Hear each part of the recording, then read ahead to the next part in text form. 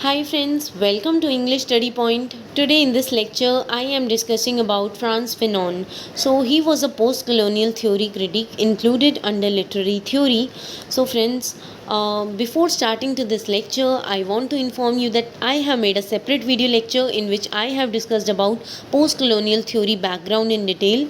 So friends, I recommend you to please refer to my previous lecture and which you can very well find from my channel's playlist, and please clear your concepts regarding what post-colonial theory is, and then I recommend you to please listen to this lecture so that you are able to correlate the things.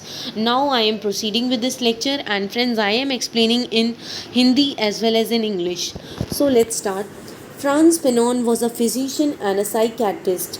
कि Frantz Fanon जो थे वो physician थे and psychiatrist थे। इन्होंने 2 books लिखी थी जो कि यूजीसी नेट के लिए अगर आप प्रिपेयर कर रहे हैं तो पूछी जा सकती हैं।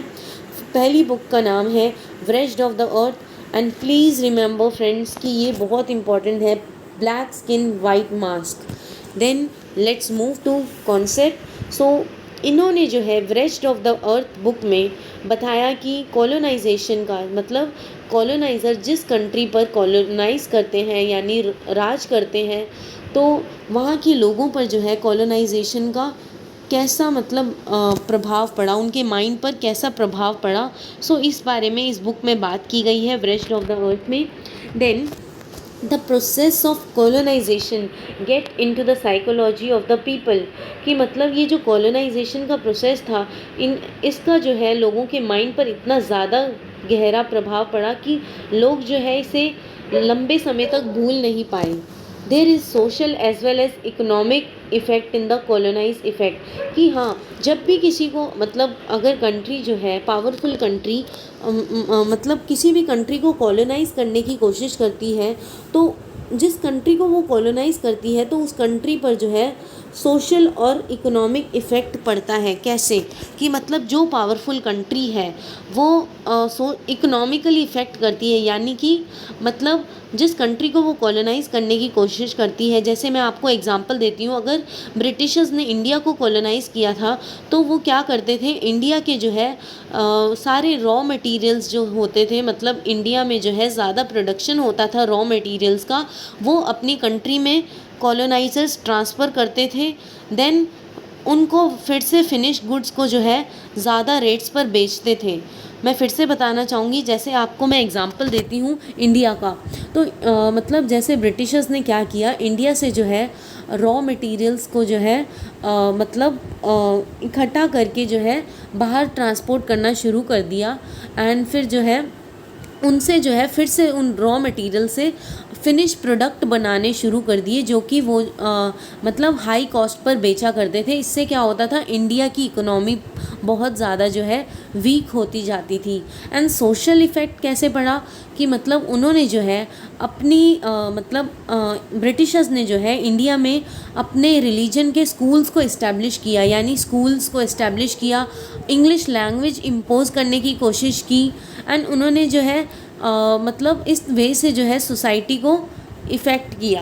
सो यही एग्जाम्पल है, there is social as well as economic effect in the colonized subject. Now, he talked about lifelong observation and experiences of the psychological effect of racism on black people. कि फ्रांस फेनॉन जो है wretched of the earth book में बताते हैं कि उनकी life long observation और साथ ही साथ उनके एक्सपीरियंस जिसका जो है कि मतलब रेशिज्म का जो है ब्लैक पीपल पर कितना ज़्यादा जो है उनके माइंड पर इफ़ेक्ट पड़ा। मतलब इस बुक के थ्रू जो है वो ऑब्जर्वेशन और एक्सपीरियंस बताते हैं कि ब्लैक लोगों पर रेशिज्म का कितना ज़्यादा उनके माइंड पर जो है सिस्टमेटिक वे से इफ़ेक्ट पड़ा। फिर से बताना चाहूँगी कि ये जो रेशिज्म है, रेशिज्म का ब्लैक पीपल पे, ब्लैक पीपल यानी इंडियंस भी आप समझ सकते हो, इंडियंस को बोला जाता है ब्लैक पीपल का मतलब उनके माइंड पर जो है कितना ज़्यादा जो है रेशिज्म का इफ़ेक्ट पड़ा उनके मेंटल स्टेट पर। Then colonize master represent natives as, कि मतलब जिस कंट्री में ये कॉलोनाइज़र कॉलोनाइज़ करते थे, वहाँ के ये नेटिव्स को बताते थे नॉन ह्यूमंस कि वो ह्यूमन बींग्स नहीं है, वो एनिमल्स है जिनकी सोल को जो है डिस्ट्रॉय कर दिया जाना चाहिए। कि कितनी बुरी सोच है कि वहाँ पर आप कॉलोनाइज़ कर रहे हो और वहाँ के नेटिव्स को जो है बुरा भला बोल रहे हो। और वहाँ के नेटिव्स को एसोसिएट किया जाता था नॉन नेटिव्स यानी नॉन ह्यूमंस, कि उन्हें जो है जंगली यानी बारबेरिक, सैवेज ये सब बोला जाता था कॉलोनाइज़र द्वारा। और ऐसा सोचा जाता था कि उनकी सोल को जो है डिस्ट्रॉय कर दिया जाना चाहिए क्योंकि वो एक एनिमल्स हैं।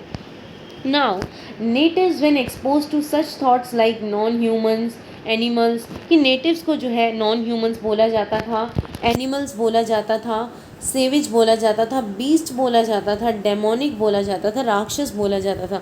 दे started seeing themselves as evil, कि वो खुद जो है नेटिव्स को इस तरह से बोला जाता था, इस तरह से जो है बुरा भला एब्यूज़ किया जाता था, टॉर्चर किया जाता था। तो नेटिव्स खुद अपने आप को सोचने लगे कि वो भी ईविल है। मतलब वो उनके अंदर जो है उनके दिमाग में ऐसी थिंकिंग भर दी गई कि वो नेटिव्स वहाँ पर रहकर जो ओरिजिनल इनहेबिटेंट्स थे वो अपने आप को सोचने लगे कि वो खुद भी एक ईविल है, पेगन है और साथ ही साथ पिछड़े हुए हैं यानी प्रिमिटिव हैं।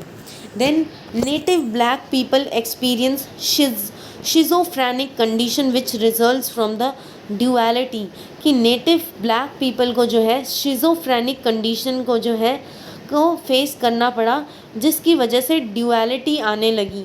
Colonisation is affecting the psyche of native people. Psyche मतलब मेंटल हालत जो है उसे जो है इफ़ेक्ट किया गया कॉलोनाइजेशन द्वारा। कॉलोनाइजेशन जो है उनकी मेंटल यानी नेटिव लोगों की मेंटल स्टेट को इफ़ेक्ट कर रहा था। Colonizer sets a policy that keeps colonize oppress, कि कॉलोनाइज़र इस तरह की पॉलिसी को जो है इस्टेब्लिश करते थे नेटिव्स के सामने, जो कि मजबूर करती थी कॉलोनाइज लोगों को ऑप्रेस होने पर। Then colonize portraying this policy as, और कॉलोनाइज़र को इस तरह से जो है प्रभावित किया जाता था, इस तरह से मतलब वहाँ के नेटिव्स को इस तरह से कॉन्फिडेंस में लाया जाता था कि नेटिव्स जो है वहाँ के विश्वास करने लग जाते थे इनकी पॉलिसीज़ पे और सोचते थे जो ये ब्रिटिशर्स पॉलिसीज़ बनाते हैं वो ट्रू है यानी सही है और परफेक्ट है। Fanon analyzed the official language of the colonizer that allows systematic inequality to continue. Fanon जो है फ्रांस फैनॉन वो एनालाइज करते हैं कि जो इंग्लिश जो ब्रिटिशर्स की ऑफिशियल लैंग्वेज हुआ करती थी उस लैंग्वेज ने कहीं ना कहीं सिस्टमेटिक वे से जो है अलाउ किया है इनइक्वालिटी को कंटिन्यू करने के लिए। मैं फिर से बताना चाहूँगी कि फ्रांस फैनॉन जो है इस वर्क में यानी वृष्ट ऑफ द अर्थ में एनालाइज करते हैं कि कहीं ना कहीं एक ब्रिटिशर्स की ऑफिशियल लैंग्वेज जो कि इंग्लिश है उसने भी जो है मतलब सिस्टमेटिक वे से जो है नेटिव्स पर जो है कंट्रोल किया है और इनइक्वालिटी को इस्टेब्लिश किया है। How force use of coloniser, then how forced use of colonizer language in English always put colonize at a disadvantage, कि किस तरह से जो है कॉलोनाइज़र फोर्स करते थे, इम्पोज करते थे कि इंडिया के अंदर जो है इंग्लिश लैंग्वेज का यूज़ हो ताकि जो है जिससे जो है कॉलोनाइज़र वहाँ के नेटिव्स को जो है जिसकी वजह से जो है कॉलोनाइज का मतलब है नेटिव पीपल, कॉलोनाइज़र का मतलब है जो उनको कंट्रोल कर रहा है, कॉलोनाइज्ड का मतलब है जो जिनकी वजह से वो लोग नेटिव जो कि कंट्रोल हो रहे हैं। सो कॉलोनाइज वो लोग हुए जिनको कंट्रोल किया जा रहा है और कॉलोनाइज़र वो हुए जो कंट्रोल कर रहे हैं। सो किस तरह से ये फोर्सिबली इंग्लिश लैंग्वेज को जो है जिस कंट्री पे ये राज करते थे उस कंट्री पर जो है इम्पोज करते थे इंग्लिश लैंग्वेज को, जिससे क्या होता था कॉलोनाइज्ड लोगों को डिसएडवांटेज फेस करना पड़ता था। This instils in them a fundamental insecurity, इसकी वजह से जो है फंडामेंटल इनसिक्योरिटी आने लगी क्योंकि जो है उनकी लैंग्वेज को जो है इतनी इम्पोर्टेंस नहीं दी जा रही थी। जैसे हम इंडिया का ही एग्जांपल ले लेते हैं तो ब्रिटिशर्स ने क्या किया, उन्होंने जो है पहले लोगों को इंग्लिश लैंग्वेज में जो के द्वारा जो है प्रमोट किया, अच्छे अच्छे स्कूल्स को यानी क्रिश्चियन स्कूल्स को इस्टेब्लिश किया, वहाँ पे लोगों को फोर्स किया, पेरेंट्स को फोर्स किया कि तुम अपने बच्चों को जो है इंग्लिश स्कूल्स में भेजो। इससे जो है इंग्लिश लोगों को इतना ज़्यादा फ़ायदा हो रहा था मतलब उन्होंने जो है अपने बेनिफिट के लिए जो है इंडियन लोगों को जो है इंग्लिश लैंग्वेज का इंट्रोड्यूस करवाया, ताकि वो लोग जो है इंटरमीडिएटर्स बन सके, यानी इंग्लिश लोगों की जो बातें हैं वो अपने नेटिव्स को समझा सकें, और नेटिव्स की बातें जो है इंग्लिश लोगों को वापस जाकर बोल सके। इससे क्या होगा, इंटरमीडिएटर्स, यानी वो मतलब ब्रिटिशर्स के बीच में इंटरमीडिएटर्स बने रहें। इससे क्या हुआ, फंडामेंटल इनसिक्योरिटी हुई। अब फिर बताया जाता है, फ्रांस फैनॉन बताते हैं wretched of the earth book में कि there is difference between English spoken by the Britishers and the English spoken by Indian. कि मतलब आपने देखा होगा कि इंग्लिश मतलब जिस तरह से इंडियन लोग इंग्लिश बोलते हैं वो बहुत अलग तरीका होता है, एंड जिस तरह से ब्रिटिशर्स इंग्लिश बोलते हैं वो बहुत अलग होती है। इससे क्या हुआ, and that inequality seeped deep inside their brain. इससे क्या हुआ, इनइक्वालिटी जो है बहुत ज़्यादा बढ़ने लगी, और इतना ज़्यादा इनइक्वालिटी का मतलब लोगों के ब्रेन्स पर इफ़ेक्ट पड़ा कि उनके दिमाग में जो है ये इनइक्वालिटी बैठ ही गई। Then the middle class people educated during colonial period now should acquire power and should fight against the unjust condition. कि अब जो है मिडिल क्लास लोग जो है इंग्लिश मतलब इंग्लिश स्कूल्स में जाकर अपने आप को एजुकेट करने लगे कॉलोनियल पीरियड के टाइम पर, और अब क्या हुआ, उनके पास पावर होने लगी। वो लोग जो है ब्रिटिशर्स से फाइट करने लगे अपने मतलब कंट्री के लिए। Then only colonizer understand language is the language of violence. कि आपको पता है कि सिर्फ़ और सिर्फ कॉलोनाइज़र को जो है कौन सी लैंग्वेज समझ में आती थी, सिर्फ़ और सिर्फ वायलेंस की लैंग्वेज उनको समझ आती थी। Then the oppressed must use violence as the language. कि मतलब फ्रांस फैनॉन बोलते हैं कि ऑप्रेस्ड लोगों को जिनको जो है मतलब ब्रिटिशर्स दबाव डाल रहे हैं, जिनको कंट्रोल कर रहे हैं, उन्हें भी जो है वायलेंस लैंग्वेज मतलब लैंग्वेज जो है उन्हें भी वायलेंस का यूज़ करना चाहिए था। And throw away the colonizers. इसके साथ अगर मतलब फ्रांस फैनॉन का कहना है, अगर नेटिव्स जो है नेटिव्स लोग जो है वायलेंस की लैंग्वेज का यूज़ करेंगे तो इससे क्या होगा कि वो जो है कॉलोनाइजर्स को अपनी कंट्री से बाहर मतलब धकेल देंगे। Throw away the colonizers from the country because colonizers not only look away wealth. कि सिर्फ और सिर्फ कॉलोनाइजर्स का जो है मतलब नेटिव्स पर कंट्रोल करने का सिर्फ और सिर्फ ये मतलब नहीं था कि सिर्फ और सिर्फ वेल्थ को एक्वायर भी करना चाहते थे। साथ ही साथ मतलब नेटिव्स की कंट्री में उन्होंने सारी हार्मनी मतलब जहाँ लोग मिलजुल कर रहते थे वो सब भी उनका छीन लिया था, मिलजुल कर रहना भी। So the oppressed must use language as the language, violence as the language and throw away the colonizers from the country because colonizers not only took away wealth, they took away harmony but they even affected. और ना ही सिर्फ वहाँ के native से उन्होंने harmony छीनी बल्कि उनके मेंटल यानी नेटिव्स के मेंटल माइंड को भी इन्होंने इफ़ेक्ट किया। देन हम आएंगे सेकेंड कॉन्सेप्ट पे जिसमें फ्रांस फैनॉन बताते हैं कि 3 stages in which anti colonial writing emerges. Please remember this concept also, 3 stages in which anti colonial writing emerges. When the writer seeks to emulate and assimilate the colonizer's culture by abandoning his own, we try to become कि मतलब when the writer seek to emulate and assimilate colonizer's culture कि मतलब Frantz Fanon का कहना है कि अगर Indian writers यानी नेटिव राइटर्स जो होंगे वो मतलब कॉलोनाइज़र के कल्चर को अपनाने मतलब एबंडन करेंगे तो क्या होगा, we try to become as much as we can like the coloniser. कि इनका क्या कहने का क्या मतलब है, when the writer seeks to emulate and assimilate the coloniser culture by abandoning his own we try to become as much.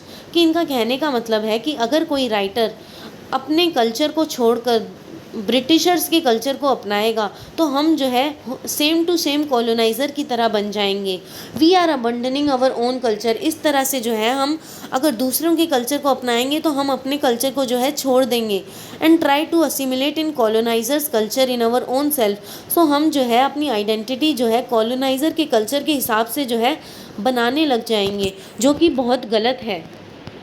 Then उनका कहना था native people discover that they never become white enough to be treated fairly, कि native मतलब Frantz Fanon जो है इस line से highlight करना चाहते हैं कि नेटिव पीपल अगर डिस्कवर करते हैं तो मतलब वो कभी भी जो है वाइट लोगों की तरह जो है ट्रीट नहीं कर पाएंगे। अगर वो वाइट कल्चर को अडॉप्ट करने की कोशिश करते हैं तो वो वाइट कल्चर को अडॉप्ट तो कर पाएंगे लेकिन वो उनकी तरह कभी नहीं बन पाएंगे, यानी उनको जो है वाइट मतलब ब्रिटिशर्स जो है उस वे में ट्रीटमेंट नहीं देंगे उनको।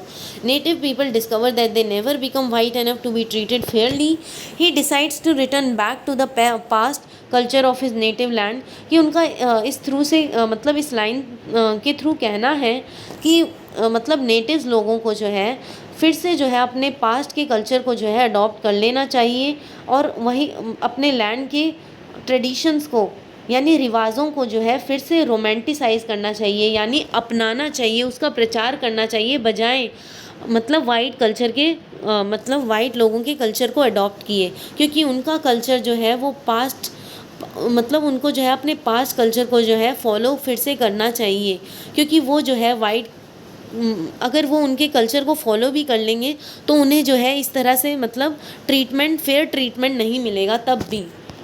Then he draws parallel between female और वर्किंग क्लास, देन वो जो है इस कॉन्सेप्ट के थ्रू पैरेलल ड्रॉ करता है यानी सिमिलैरिटी ड्रॉ करते हैं कि वर्किंग क्लास और फीमेल की लगभग सिमिलर कंडीशन है।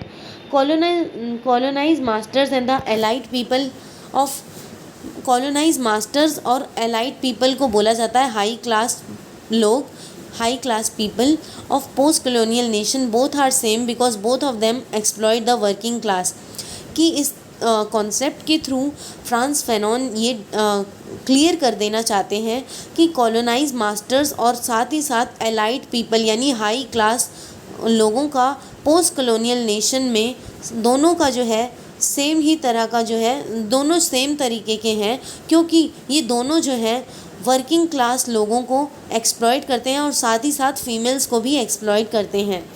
देन फ्रेंड्स इसी के साथ ये लास्ट पॉइंट है, प्लीज़ इसे नोट कर लेना कि preface of France Fanon rest of the अर्थ, ये जो बुक लिखी थी फ्रांस फैनॉन ने rest of the earth book, इसका प्रीफेस जो है जीन पॉल सार्त्रे ने लिखा है। मैंने जीन पॉल सार्त्रे पे मतलब सेपरेट वीडियो लेक्चर बना रखा है, सो फ्रेंड्स आप ज़रूर उसे मेरे चैनल की प्लेलिस्ट में जाकर सुने। एंड इसी के साथ ये लेक्चर एंड होता है। एंड फ्रेंड्स मैं आप सभी के जो है कमेंट्स ज़रूर पढ़ती हूँ और अगर मेरे को टाइम मिलता है तो मैं रिप्लाई भी करने की कोशिश करती हूँ। सो फ्रेंड्स उससे मुझे बहुत मोटिवेशन